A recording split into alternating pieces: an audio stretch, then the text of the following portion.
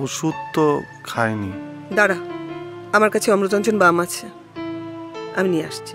বেশ, আমি লাগিয়ে দেবো। আচ্ছা।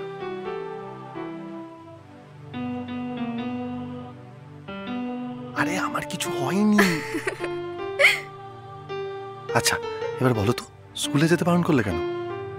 আসলে কাল বাড়ি ফিরে গিয়ে মনটা খুব খারাপ হয়ে গেছিল। কেন? আমার কথাগুলো কিছুই তো তোমায় বলা হলো না। এখন বলো। এইখানে বাইরে যাবে? চলো। চলো।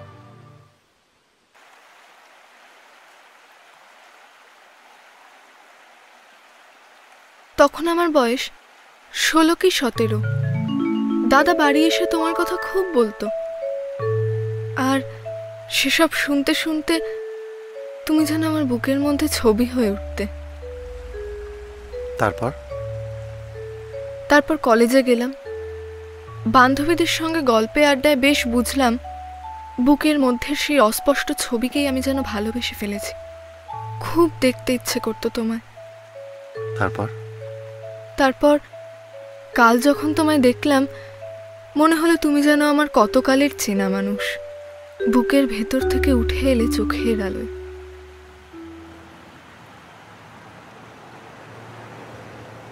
নন্দিনী, কাল তুমিও না এক মুঠো ভালোবাসার বীজ ছড়িয়ে দিয়ে গেছো আমাদের বাড়িতে, এমনকি মাও সেটা টের পেয়েছেন।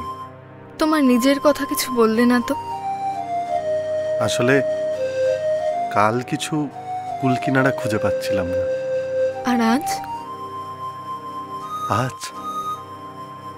আজ আমার বুকের মাঝে বিশ্বলোকের আনন্দময়ীকে চেনার আনন্দ।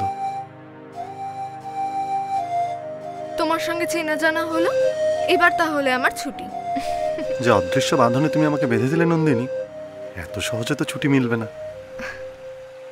সে তোমার ইচ্ছে।